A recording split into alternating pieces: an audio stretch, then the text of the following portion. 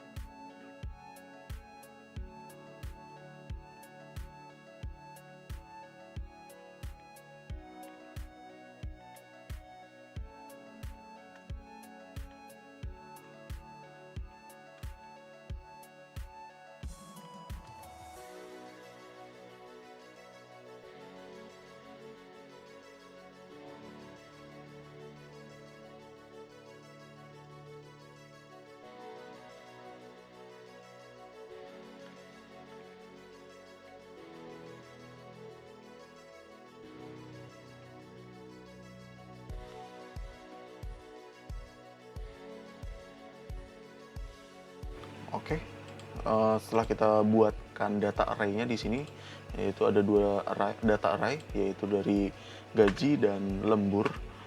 Setelah itu kita lanjut ke inputan golongan. Inputan golongan di sini masih tetap sama.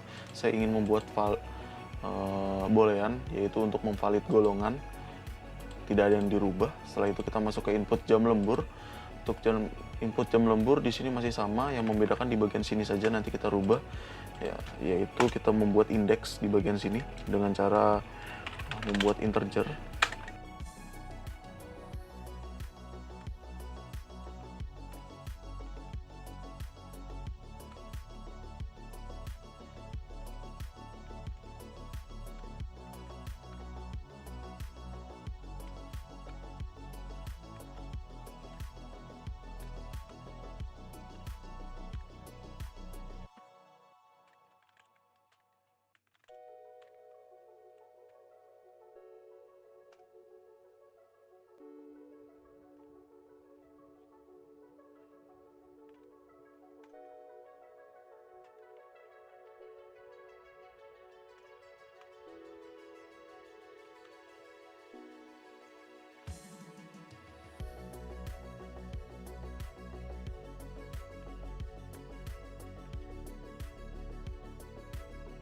Oke, setelah kita membuat golongan indeks di sini, setelah itu kita double dengan gaji pokok, dan di sini kita memanggil array gaji.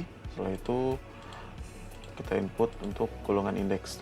Nah, untuk next di bagian ini kita hapus karena kita sudah mendaftarkan datanya tersebut menggunakan array. Setelah itu kita lanjut ke penghitungan gaji lembur. Untuk penghitungan gaji lembur di sini kita tambahkan di bagian atas yaitu double. double gaji lembur sama dengan 0. Nah, seperti ini.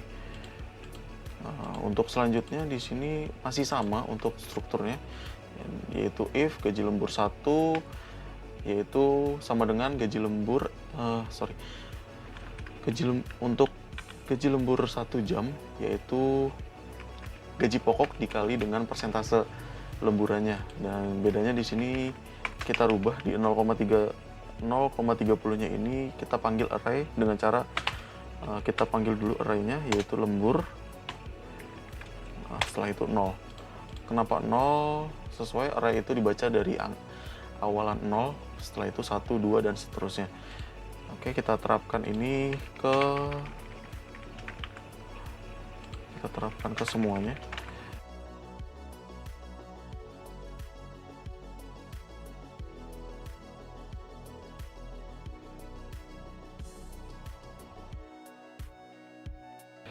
Oke. Setelah kita rubah, di sini kita sudah menautkan data array yang di bagian atas untuk array lembur. Lanjut kita masuk ke bagian penghitungan total penghasilan atau print slip gaji di sini. Untuk bagian ini kita tidak ada yang kita rubah, masih kita tetapkan yang sama seperti tugas 2 sebelumnya. Oke, di sini tidak ada yang error. Kita lanjut coba run, masuk ke terminal.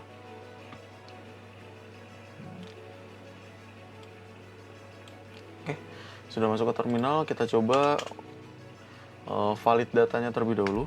Kita coba masukkan D. Oke, di sini sudah muncul benar. Golongan tidak valid dan coba lagi. Coba kita masukkan yang benarnya. Kita masukkan A.